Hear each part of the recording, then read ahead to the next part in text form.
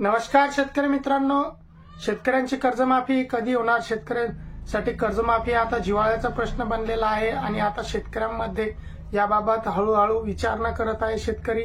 कारण यावर्षी जे झालेली अतिवृष्टी आणि त्यामुळे झालेलं नुकसान आणि अजूनपर्यंतही पाऊस हा अवेळी पाऊस चालूच आहे, त्यामुळे शेतकऱ्यांचे नुकसान हे सुरूच आहे.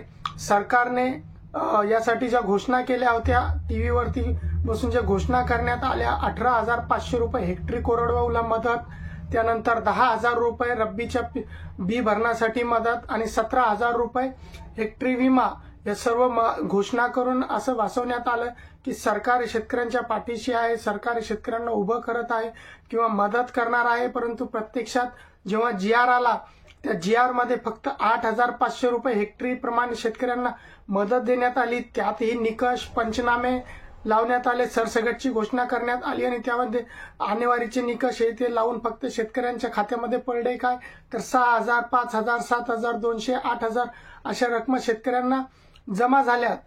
अजूनपर्यंत जे आहे तर बी भरण्यासाठी 10,000 रुपये हेक्टरी जी मदत मिळणार होती ना, त्याचा GR आला ना, त्याची अजून कोणी काही त्या बाबतीत बोलत आहे.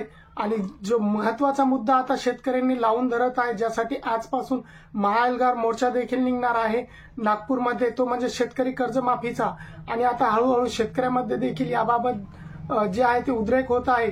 परवा नांदेडमध्ये राज्याचे उपमुख्यमंत्री माननीय अजितदादा पवार यांची एक सभा होती.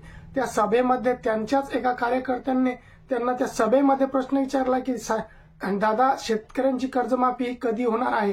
कारण हा आता शेतकऱ्यांसाठी खूप जिव्हाळ्याचा आणि महत्वाचा प्रश्न बनलेला आहे आणि ते खूप महत्वाचा झालेला आहे. तर त्यावरती अजितदादांचा उत्तर असं होतं काही की आम्हाला लाडकी बहीण योजनेमध्ये पैसे द्यावे लागत होते. लाडकी बहीण योजना कोण मागितली होती? कोणासाठी आहे ती? नको आहे ती. शेतकऱ्यांना फक्त तुम्ही कर्जमाफी द्या. त्यानंतर त्यांनी सांगितलं की आम्हाला श्रावणबाळ योजनेतील लोकांना पैसे द्यावे लागतात, आम्हाला राज्यातील कर्मचाऱ्यांना पैसे द्यावे लागतात आणि हे सर्व त्यांनी गणित सांगून आम्ही शेतकरी कर्जमाफी देणार, परंतु योग्य वेळ आल्यावर. ती योग्य वेळ कधी येणार? शेतकरी दररोज आत्महत्या करत आहे. आताच कालची एक घटना आहे, शेतकऱ्यांनी तहसीलदारांची गाडी फोडली.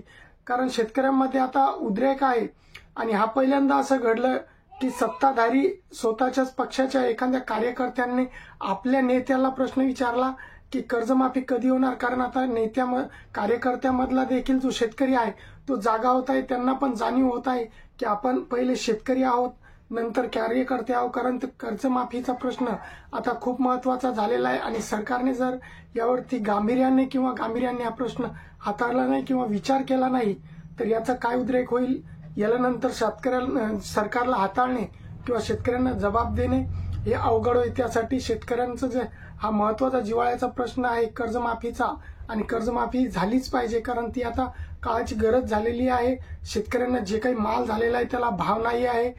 3,000 ते 3,500 रुपये हेक्टरीनं सोयाबीन शेतकऱ्यांना विकावं लागत आहे.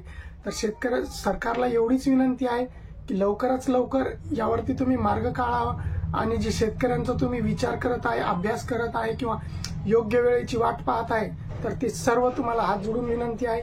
ती योग्य वेळ हीच आहे आणि आता शेतकऱ्यांना कर्जमाफी देण्यात यावी, एवढंच आपण हे सरकारला विनंती करू शकतो.